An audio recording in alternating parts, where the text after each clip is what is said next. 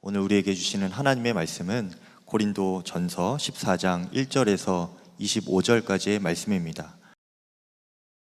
사랑을 추구하십시오. 신령한 은사를 열심히 구하십시오. 특히 예언하기를 열망하십시오. 방언으로 말하는 사람은 사람에게 말하는 것이 아니라 하나님께 말하는 것입니다. 아무도 그것을 알아듣지 못합니다. 그는 성령으로 비밀을 말하는 것입니다. 그러나 예언하는 사람은 사람들에게 말하는 것입니다. 그는 덕을 끼치고 위로하고 격려하는 말을 합니다. 방언으로 말하는 사람은 자기에게만 덕을 끼치고 예언하는 사람은 교회에 덕을 끼칩니다. 여러분이 모두 방언으로 말할 수 있기를 내가 바랍니다마는 그보다도 예언할 수 있기를 더 바랍니다. 방언을 누가 통역하여 교회에 덕을 끼치게 해주지 않으면 방언으로 말하는 사람보다 예언하는 사람이 더 훌륭합니다.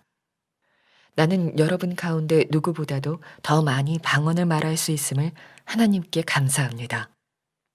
그러나 나는 방언으로 만마디 말을 하기보다도 다른 사람을 가르치기 위하여 나의 깨친 마음으로 교회에서 5마디 말을 하기를 원합니다. 형제자매 여러분, 생각하는 데는 아이가 되지 마십시오. 악에는 아이가 되고 생각하는 데는 어른이 되십시오. 율법에 이렇게 기록되어 있습니다. 주님께서 말씀하시기를 내가 방언을 하는 사람의 혀와 딴 나라 사람의 입술로 이 백성에게 말할지라도 그들은 나의 말을 듣지 않을 것이다 하셨습니다. 그러므로 방언은 신자들에게 주는 표징이 아니라 불신자들에게 주는 표징이고 예언은 불신자들에게 주는 것이 아니라 신자들에게 주는 것입니다. 온 교회가 한자리에 모여서 모두가 방언으로 말하고 있으면 간 믿기 시작한 사람이나 믿지 않는 사람이 들어와서 듣고 여러분을 미쳤다고 하지 않겠습니까? 그러나 모두가 예언을 말하고 있으면 간 믿기 시작한 사람이나 믿지 않는 사람이 들어와서 듣고 그 모두에게 질책을 받고 심판을 받아서 그 마음속에 숨은 일이 드러나게 됩니다. 그래서 그는 엎드려서 하나님께 경배하면서 참으로 하나님께서 여러분 가운데 계십니다 하고 환히 말할 것입니다. 여러분, 정말 영적인 갈망이 필요한 때입니다. 여러분 모두 예수님 믿으시죠? 여러분이 예수님을 믿는다면 여러분 안에는 성령이 계십니다.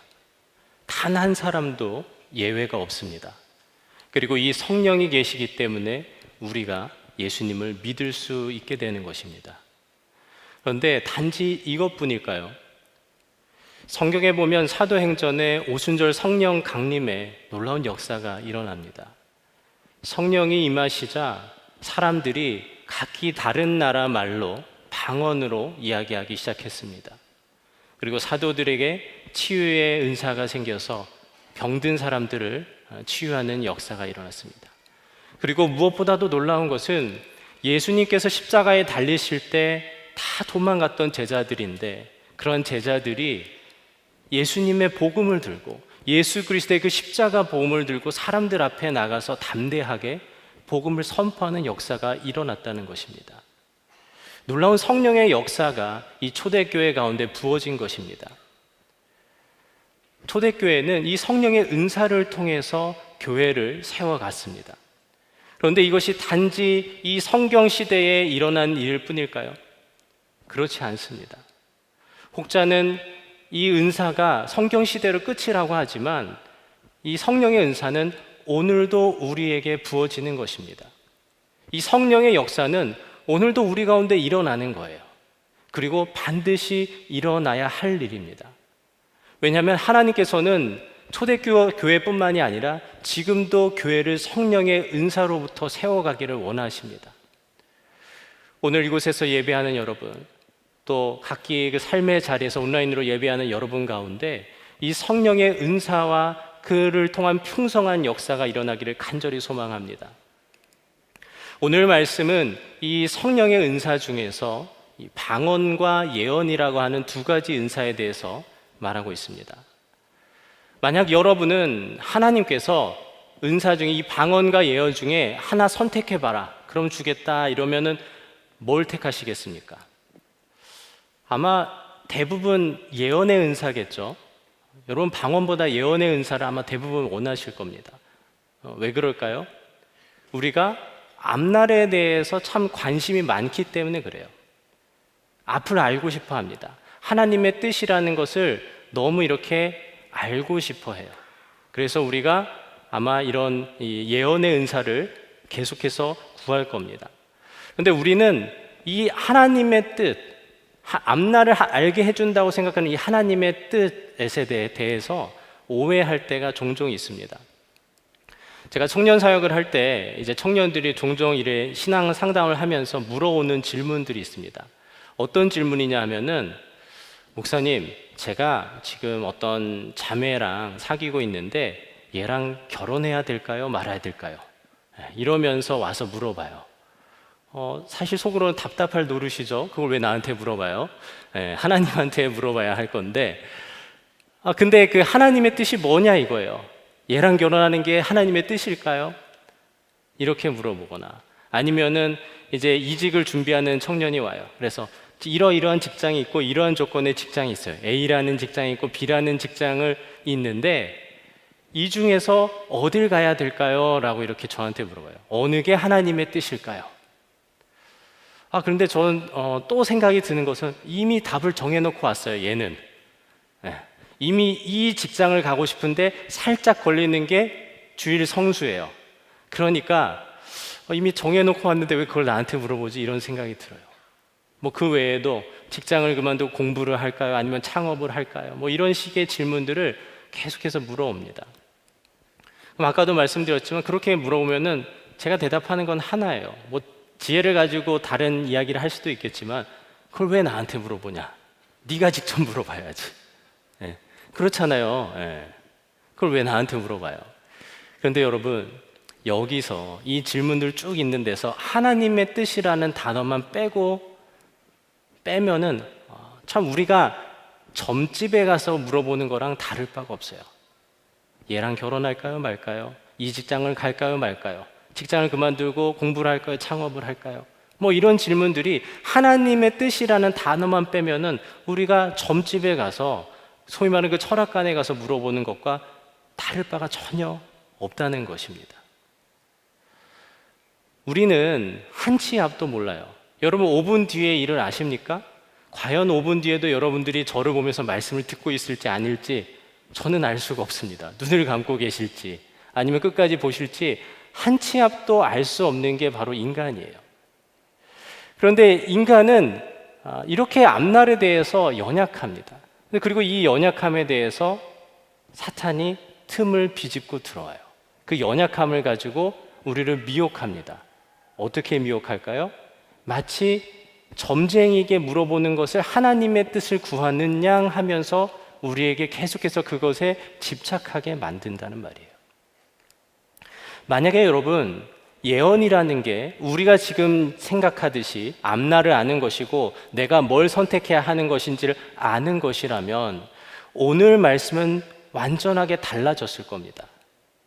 오늘 말씀을 보면요, 바울이 고린도 교회에 이렇게 얘기해요. 여러분이 모두 방언으로 말할 수 있기를 내가 바랍니다마는 그보다도 예언할 수 있기를 더 바랍니다. 방언을 누가 통역하여 교회에 덕을 끼치게 해주지 않으면 방언으로 말하는 사람보다 예언하는 사람이 더 훌륭합니다. 이 말이 무슨 뜻일까요?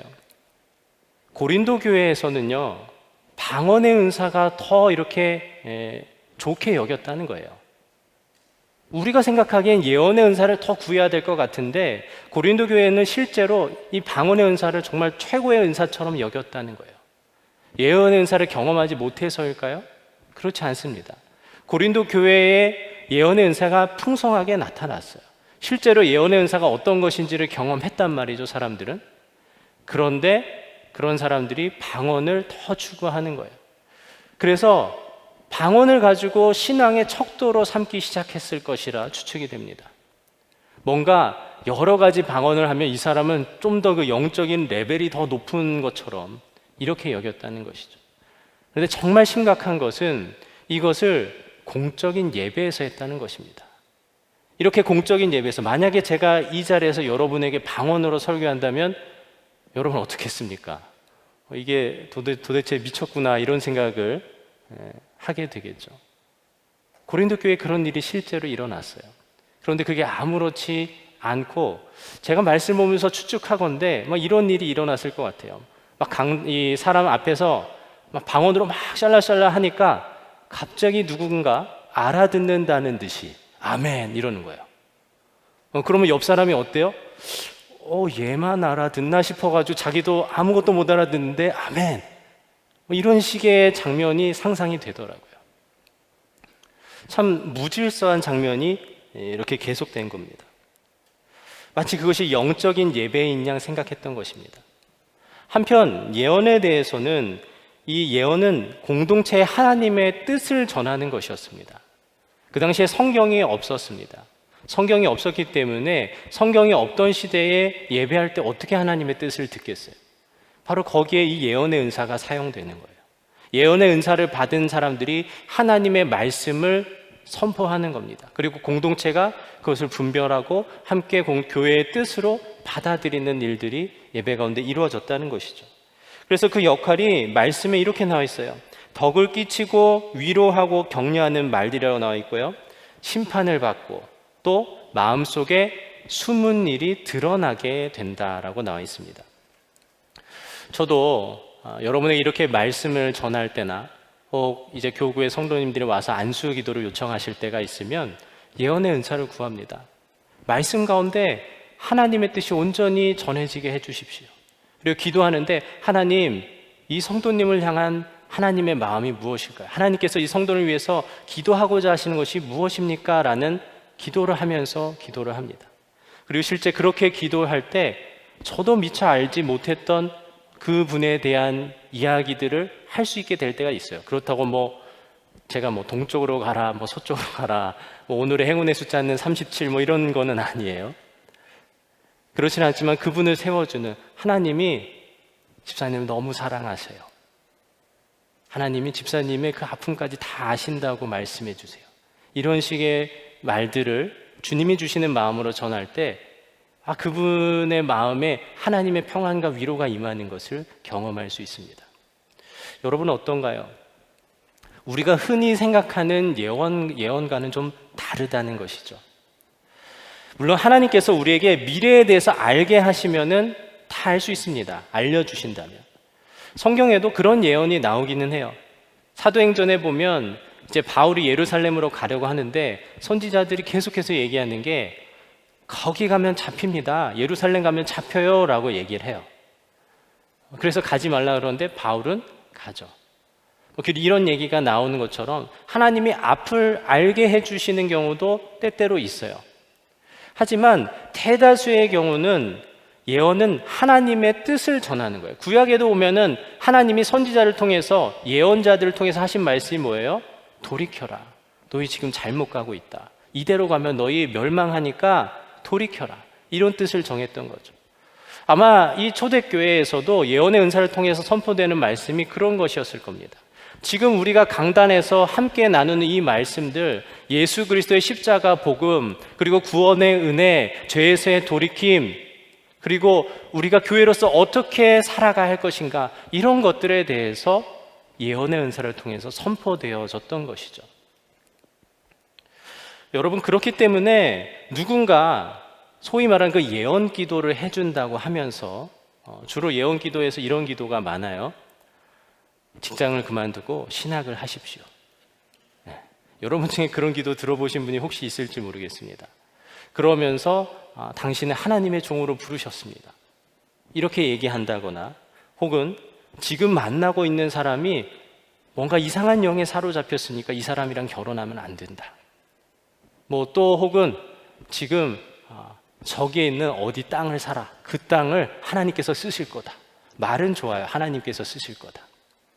이런 식의 예언 기도를 받는다면요, 여러분, 그 사람은 거의 99.9% 아니 100% 미혹의 영에 사로잡힌 자일 가능성이 너무나 많습니다. 거짓의 영. 예언이라고 하면서 마치 점쟁이와 같은 일들을 하는 것이죠. 오늘날 우리는 성경 말씀에 나타난 하나님의 말씀을, 하나님의 뜻을 성경을 통해서 분명하게 알 수 있어요. 하나님께서 성경을 우리에게 주셨어요. 정해진 이 말씀을 주셨어요. 그리고 이 말씀을 풀어내는 것을 통해서, 이 말씀을 통해서 오늘날 우리가 무엇을 위해 살아야 하는지, 어떻게 해야 하는지, 우리에게 주어진 구원이 무엇인지를 명확하게 이 성경을 통해서 나타내고 있습니다. 그렇기 때문에 혹 정말 중요한 예언이라면 이 성경을 통해서 분별되어야 하고요. 그리고 정말 여러분에게 하시고자 하는 그 중요한 말씀이라면 하나님이 여러분에게 직접 하시겠죠. 왜 남을 통해서 얘기하시겠어요?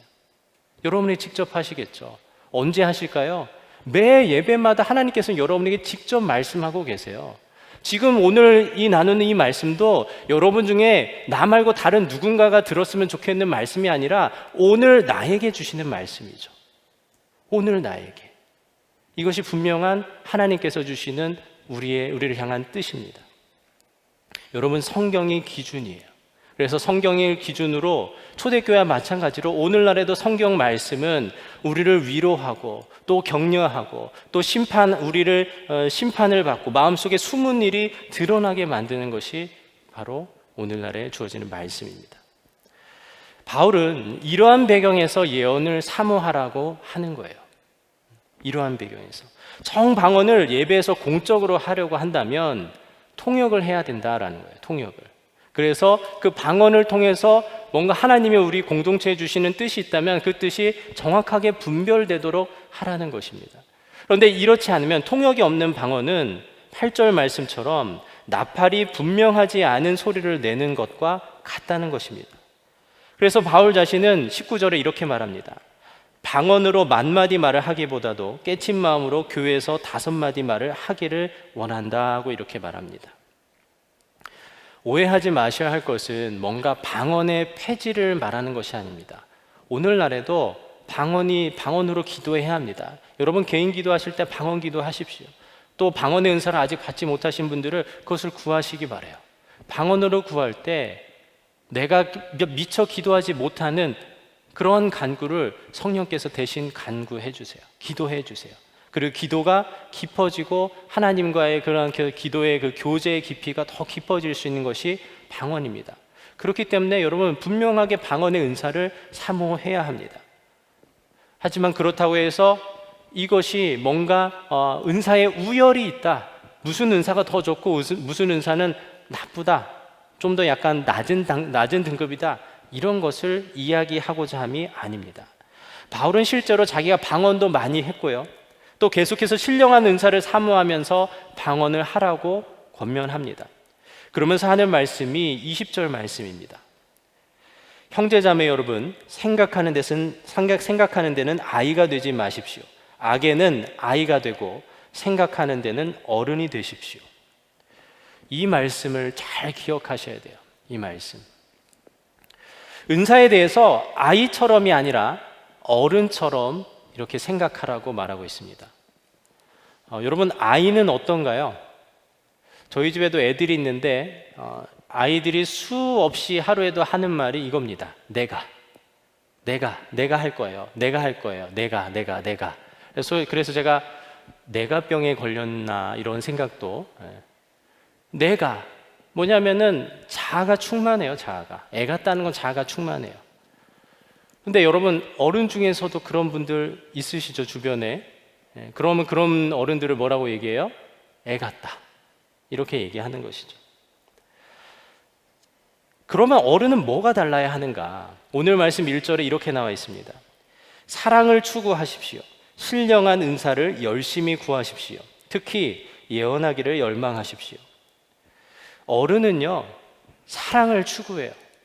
사랑을 구하는 게 어른이다라는 거예요. 성령의 은사 중에 최고가 뭐라고 우리가 말씀을 통해 들었습니까? 사랑이라고 들었습니다. 그 사랑이고, 사랑 안에서 다른 은사도 추구하고 사용해야 함을 말하고 있어요. 그리고 이것이 바로 영적인 어른이라는 거예요. 어른.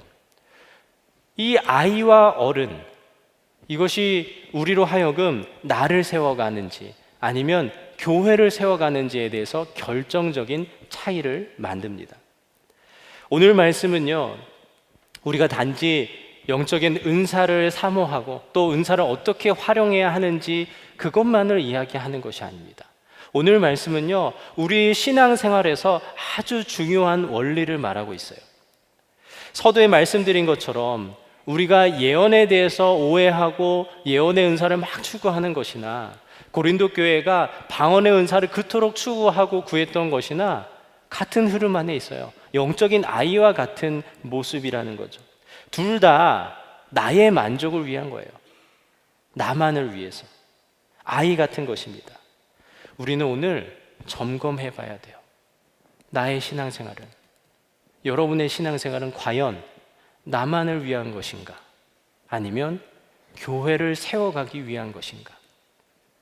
여러분 어떻습니까? 한번 점검해 보시기 바랍니다. 말씀을 준비하는데 주님께서 주시는 강한 마음이 있었습니다. 오늘날 아이와 같이 신앙생활을 하는 사람들이 너무나 많다는 겁니다. 아이처럼 나만을 추구하고 나의 만족과 유익을 구해서만 신앙생활을 하는 사람들이 너무나 많다는 거예요.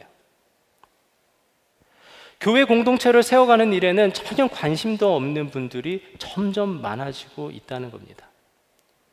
제가 예전에 사역하던 교회에서 이렇게 종종 있었던 일이 있습니다.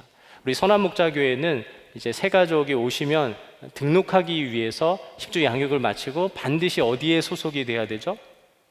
속회에 들어가야 합니다. 속회에 들어가지 않으면 등록이 안 되는 게 우리 선한목자교회예요. 근데 제가 전에 사역하던 교회에서 새 가족이 이렇게 등록하러 오실 때 여러 번 얘기 들은 게 있어요. 그게 무슨 말이냐 하면은, 목사님, 저는 속회에는 넣어주지 마세요. 속회에는 들어가지 않겠습니다. 이렇게 얘기해요. 그 뒤에 말이 더 기가 막혀요. 뭐라고 얘기하시냐면, 속회에 넣으면 등록을 안 하겠습니다. 이게 목사한테 할 말인가요? 참, 물론 그 마음을 다 이해하지 못하는 건 아니에요. 아마 이렇게 교회 안에서 성도들 간에 그런 상처가 있었기 때문에 교회를 또 옮겨온 것일 거고, 또 그런 과정에서 그런 마음이 생겼으리라는 것은 말씀 안 하셔도 어느 정도는 알 수가 있습니다. 그런데 참 안타까운 일이에요. 교회는 등록하고 싶고 교회에서 목회자에게 목양을 받고는 싶지만 공동체엔 소속되기 싫다는 거예요. 사람들이랑 부대끼는 게 싫다는 겁니다.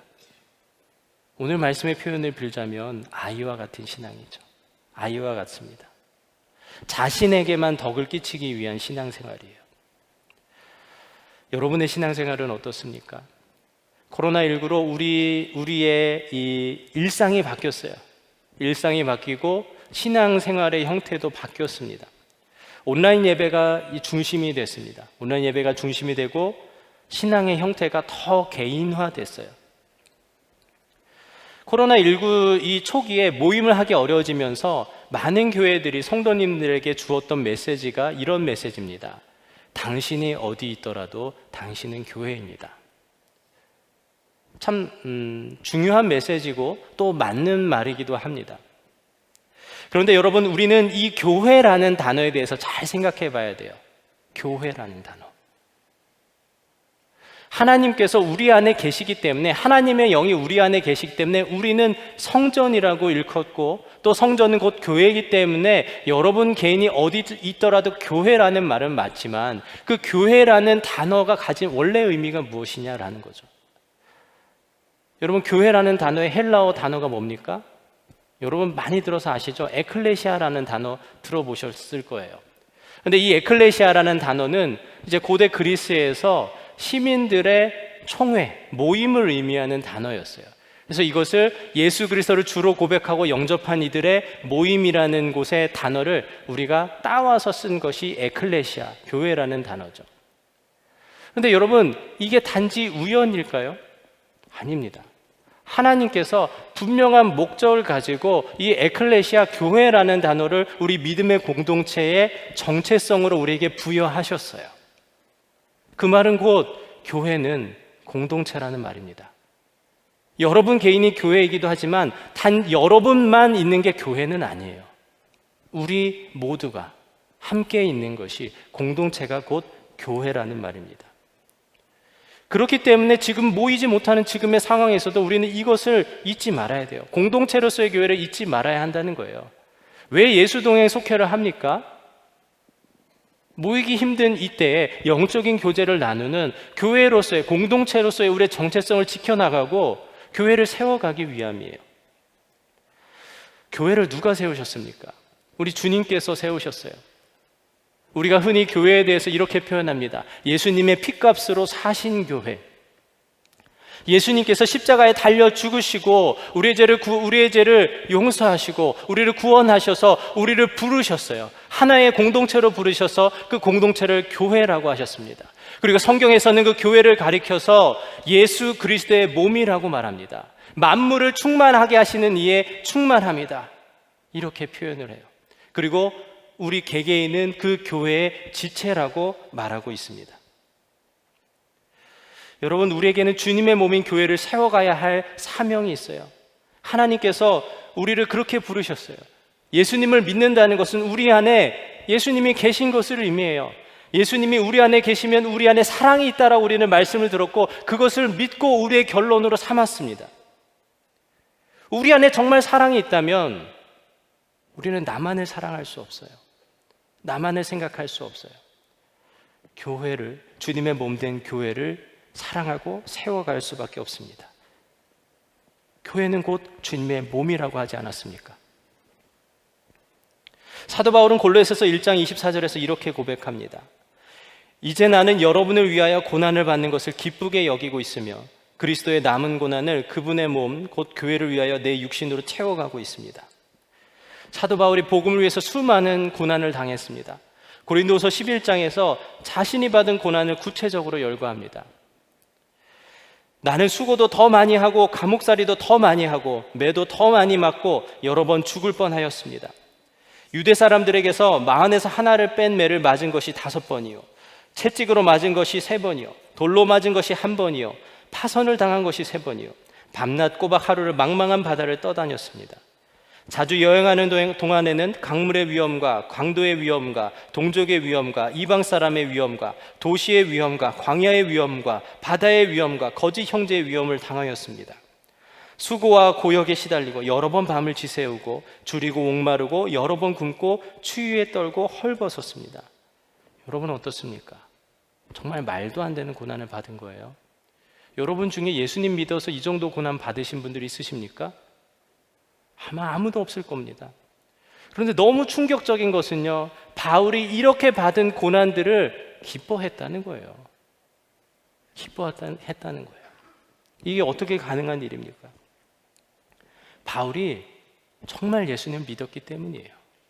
정말 예수님을 믿고 예수님이 그 안에 살아계셨기 때문에 나는 죽고 예수로 사는 것이 실제가 되었기 때문에 그에게는 주님의 몸된 교회를 받는 고난조차도 기쁘게 여겼다는 거예요. 우리가 교회를 세워갈 때 정말 놀라운 일이 일어납니다. 오늘 말씀 24절에서 25절입니다. 그러나 모두가 예언을 말하고 있으면 갓 믿기 시작한 사람이나 믿지 않는 사람이 들어와서 듣고 그 모두에게 질책을 받고 심판을 받아서 그 마음속에 숨은 일이 드러나게 됩니다. 그래서 그는 엎드려서 하나님께 경배하면서 참으로 하나님께서 여러분 가운데 계십니다 하고 환히 말할 것입니다. 이제 갓 믿기 시작한 사람이나 불신자들이 예배에 왔을 때 예언의 은사를 통해서 막 하나님의 말씀이 선포되는 것을 보면서 이 안에 하나님이 계시구나, 정말 하나님의 임재가 이곳에 가득하구나, 하나님의 역사가 이루어지고 있구나라는 것을 보게 된다는 것입니다. 그런데 이것은요, 단지 성령의 은사, 예언의 은사가 넘쳐나는 것만을 볼 때 일어나는 일이 아닙니다. 왜냐하면 에베소서 말씀에서 아까도 말씀드렸듯이 교회라는 것은 만물을 충만하게 하시는 이의 충만함이기 때문에 그래요. 여러분, 성경이 말하는 충만함이 뭔지 아십니까? 뭔가 이렇게 여기도 물잔이 이렇게 있는데요, 가득 차 있는 것이 충만함이 아닙니다. 가득 차 있는 것이 아니라 막 흘러 넘쳐나는 거예요. 계속해서 막 뿜어져 나와서 이 잔을 가득 채우는 것만으로 부족해서 계속해서 흘러 넘쳐나는 것을 충만함이라 그래요. 교회는요, 예수님으로 가득 차 있는 곳입니다. 교회가 정말 예수님을 믿으면, 예수님을 붙들고 주님의 몸된 교회를 세워가면요, 예수님이 막 흘러 넘쳐나게 돼 있어요. 하나님의 역사가, 하나님의 임재가 가득 넘쳐나게 되어 있다는 것입니다. 지난 4월 교회사랑 주간에 이 한 간증 영상을 봤던 것이 아직도 기억에 남습니다. 이제 한 성도님께서 예전에 교회사랑 기도회 때, 단상 기도회 때 간증하시면서 자기가 했던 기도의 내용을 이렇게 말씀해 주시는 내용이에요. 참 제게도 너무 은혜가 되고 감동이 돼서 여러분과 함께 나누려고 합니다. 제가 읽어드리겠습니다. 저도 주님, 이 자리에 불러주셔서 감사합니다. 이 아름다운 교회를 통해서 열방 끝까지 복음이 전해지는 그 일 꼭 이루소서. 그리고 그 다음 기도가 너무 뜻밖이었어요.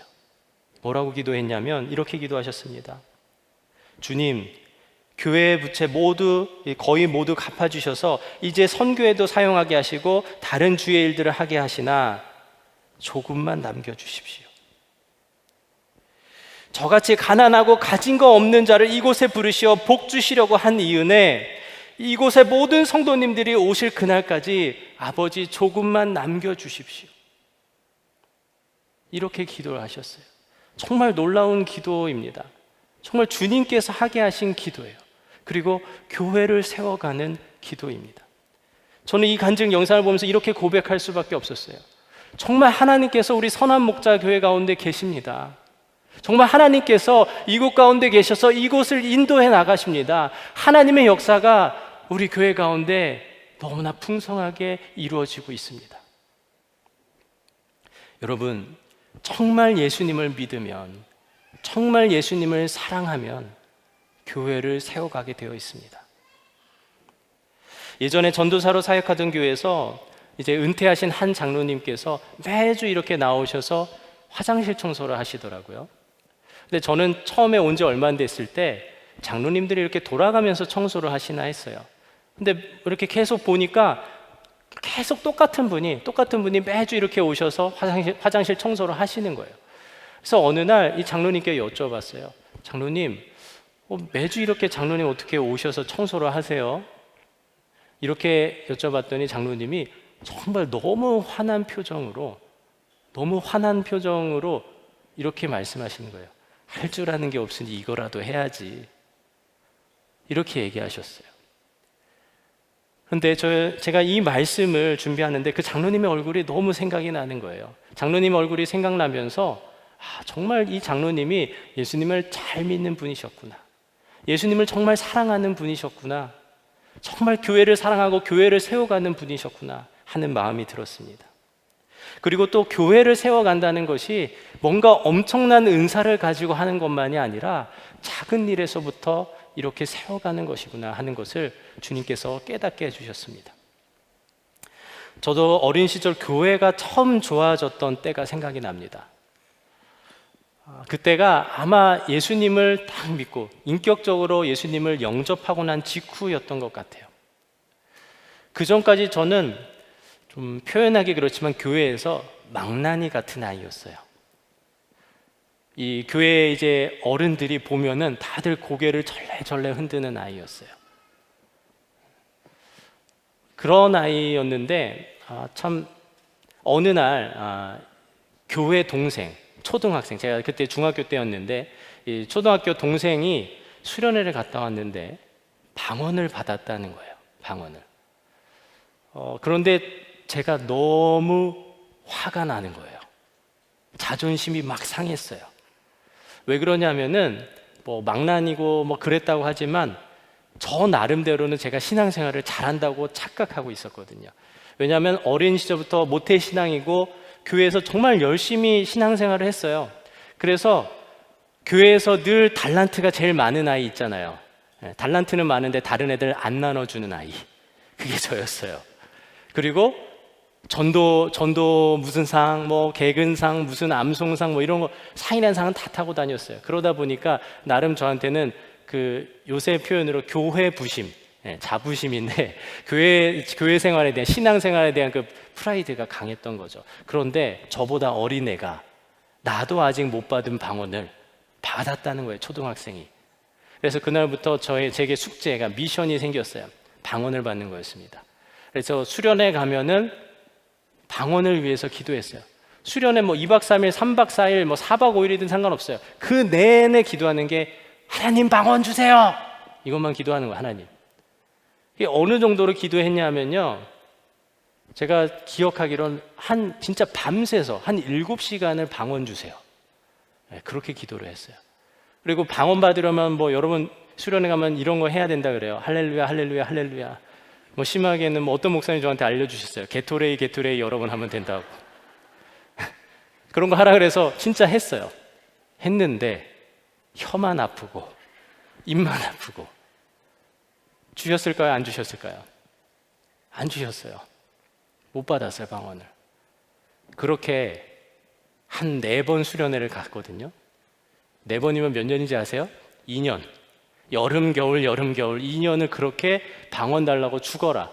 중학생이 그 정도면 진짜 목숨 건 거예요. 네. 근데도 안 주시더라고요. 그래서 포기했어요. 포기하고 고등학교 1학년 때 수련회 갔습니다. 고등학교 1학년 때 수련회 가서 말씀을 듣고 기도하는데 갑자기 제가 죄인이라는 게 깨달아지더라고요. 정말 내가 죄인이구나. 정말 예수님께서 우리를 위해 죽은 게 아니라 나 때문에 죽었구나. 그게 깨달아지면서 예수님을 인격적으로 영접했어요. 그러면서 정말 놀랍게도 구하지도 않던 방언이 터져나오기 시작했습니다. 근데 이 방언이 터져나온 게 신기한 게 아니고요. 그때부터 더 놀라운 일이 생겼어요. 교회가 좋아지기 시작했어요. 그래서 그 전까지는 놀면 맨날 오락실 가서 놀고 그랬는데 그때부터 교회에 가서 놀기 시작했어요. 여러분 뭐 요즘은 그런 일이 많이 없지만 교회 가면은 꼭 하는 일 없이 있는 애 있잖아요. 네, 그게 저였어요. 네, 뭐 하는지 모르겠는데 얘는 가면 있어. 네, 그런 애가 저였어요. 그러면서 교회가 워낙 작으니까요. 교회가 한 성도님 50명 정도 됐는데 교회가 너무 작으니까 갑자기 어느 날 이제 교회학교 교사를 하래요. 그래서 고등학교 때부터 이 교회학교 교사를 하기 시작했습니다. 그리고 찬양 인도는 전혀 할 줄도 모르는데 변성기라서 목소리도 나오지 않는데 찬양 인도를 하라 그래서 찬양 인도를 하기 시작했어요. 근데 지금 돌아보면요. 그때가 너무 행복하고 기쁜 거예요. 그때 생각만 하면은 참 이렇게 웃음이 나와요. 지금도 목사로서 교회를 세워가는 일이 너무나 행복하고 감사합니다. 시시때때로 여전히 뭐 저한테도 저를 드러내고자 하고 나를 드러내고자 하고 나의 만족을 위하는 아이와 같은 모습이 있을 때가 종종 있습니다. 그럼에도 불구하고 정말 목사로서 주님의 몸된 교회를 세워가는 일이 너무 감사하고 좋더라고요. 목사인 것이 한때는 부담으로 느껴질 때가 있었어요. 안수를 받기 직전에 제게 가장 큰 부담이 뭐냐면 어떻게 평생을 새벽 4시 30분에 일어나야 할까? 이게 저한테는 너무나 큰 숙제와 같은 거였는데 그래서 목사가 되는 것에 대한 부담감이 있었어요. 그런데 주님을 믿고 내 안에 주님이 계신 것이 너무나 분명해지니까 나는 죽고 예수로 사는 복음이 내 삶의 결론이 되니까요. 목사인 것이 너무나 감사하고 영광스러운 일이더라고요. 교회를 세워가기 위해서 이렇게 쓰임받는 것이 너무 감사한 일이더라고요. 여러분, 나의 만족이 아니라 교회를 세워가는 여러분 되시기를 축복합니다. 우리가 포스트 코로나 시대를 살고 있습니다. 많이 나아졌지만요, 여전히 교회가 모이기 힘든 때입니다. 심지어 교회가 모이는 것을 세상이 경계하고요, 더 심하게 경멸하기까지 하는 시대가 오늘날입니다. 여러분, 교회가 자칫하면 무너지기 너무 쉬운 때예요. 이번 주에도 뉴스를 보니까 고향에서 한 교회에서 확진자가 여러 명이 나오면서 참 그 교회의 예배당에 이렇게 행정명령 이제 그런 게 붙는 거예요. 붙는 걸 보니까 너무 마음이 아프더라고요. 교회가 무너지기 너무 쉬운 때예요. 흩어져 있어서 각기 자리에서 개인의 신앙을 지키기 위해서 너무나 애를 쓰지만 교회를 위한 사람들이 많이 없습니다. 하나님께서는요, 지금 이때 우리가 교회를 세워가기 원하세요. 여러분이 교회를 세워가길 원하십니다. 교회를 세워가는 일을 지금도 찾고 계십니다. 사랑하는 성도 여러분, 여러분 가운데 영적인 갈망이 있기를 축복합니다. 성령의 은사를 사모하세요.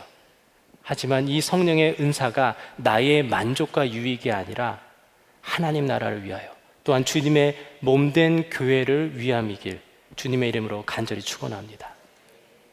이 시간 우리가 함께 찬양하고 기도하면 좋겠습니다. 여러분, 정말 내가 나의 만족이 아니라, 아이와 같은 신앙생활이 아니라 영적인 어른으로서 주님을 사랑하고 주님의 몸된 교회를 사랑하며 세워가기 원하는 그러한 분들은 이 시간 자리에서 일어나서 함께 찬양하기 원합니다.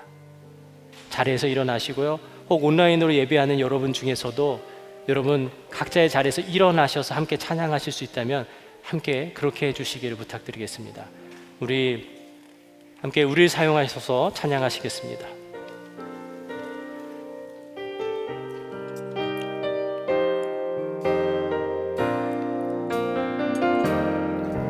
우리에겐 소원이 하나인데 주님 다시 오실 그날까지 우리 가슴에 새긴 주의 십자가 사랑 나의 교회를 사랑케 하네. 주의 교회를 향한 우리 마음, 희생과 포기와 가난과 고난, 하물며 죽음조차 우릴 막을 수 없네. 우리 교회는 이 땅의 희망, 교회를 교회되게, 예배 예배되게 우릴 사용하소서. 진정한 부흥의 날 오늘 임하도록 우릴 사용하소서. 성령 안에 예배하리라, 성령 안에 예배하리라. 자유의 마음으로 사랑으로 사역하리라. 교회는 생명이니 교회를 교회되게, 예배 예배되게 우릴 사용하소서. 진정한 부흥의 날 오늘 임하도록 우릴 사용하소서. 이 시간 우리가 함께 마음을 모아 기도하기 원합니다. 우리가 먼저 영적 갈망을 갖되 사랑을 기준으로 삼게 하여 주시옵소서.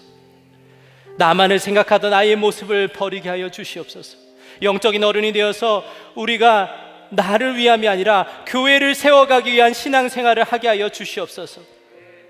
교회가 무너지기 쉬운 이때에 우리를 사용하셔서 우리를 통해 교회를 세우시고 하나님의 역사를 이루어 주시옵소서. 주님의 이름 한번 부르고 기도하겠습니다. 주여, 주님, 주님, 이 시간 우리의 마음을 주님께로 정합니다. 나의 만족을 위한 영적인 갈망이 되지 않게 해주시옵소서. 바울이 방어보다 예언을 사모하라 한 것처럼 우리가 나만을 위한 신앙생활보다, 아이와 같은 신앙생활보다 교회를 세워가기 위한 신앙생활이 되게 하여 주시옵소서. 영적인 어른이 되게 하여 주시옵소서. 우리를 그렇게 사용하여 주시옵소서. 교회가 무너지기 쉬운 때입니다. 교회가 무너지기 너무나도 쉬운 이때입니다. 점점 더 신앙의 교회가 되어가고 있는 이때입니다. 주님, 우리를 통하여 교회를 세워가여 주시옵소서. 우리를 통하여 교회를 세워가시고 우리를 통하여 주님 사랑없는 교회가 우리가 각자의 자리에 있는 그 교회가 온전히 세워지게 하여 주시옵소서. 주님께서 세우시는 역사 이루어지기 원합니다. 우리를 통하여 하나님의 살아계심이 나타나게 하여 주시고 하나님의 함께 하심이 우리가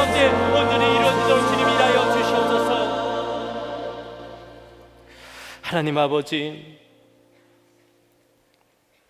주님, 영적인 갈망이 우리 가운데 있게 하여 주시옵소서. 사도행전에 일어났던 성령의 은사가 오늘도 이루어짐을 믿습니다. 주님, 그 은사를 사모하며 우리가 성령 안에서 성령의 은사를 또한 체험하며 그것을 통하여 주님의 몸된 교회를 이루어가는 우리가 되게 하여 주시옵소서.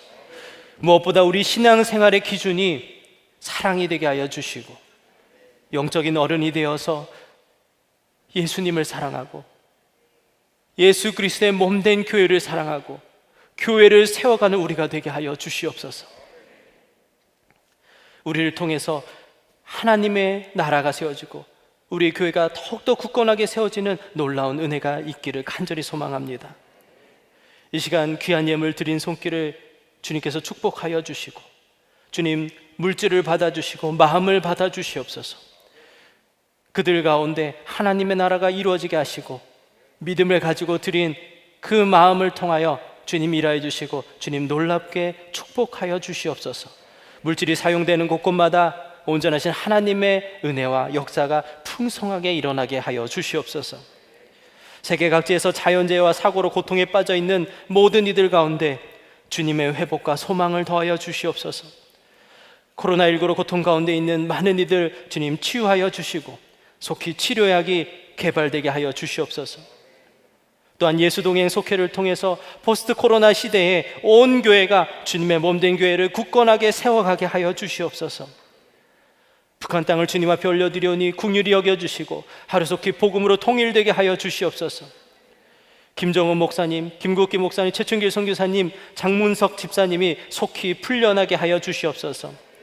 선교의 문을 열어주시고 온 열방 가운데 예수 그리스도의 복음이 속히 전파되게 하여 주시옵소서. 우리 주 예수 그리스도의 은혜와 하나님 아버지의 놀라운 사랑하심과 성령의 교통하심이 오늘도 주님의 몸된 교회를 사랑하고 세워가기를 간절히 원하는 우리 모든 성도들 머리 위에 지금부터 영원까지 함께 하시기를 간절히 축원하옵나이다. 아멘.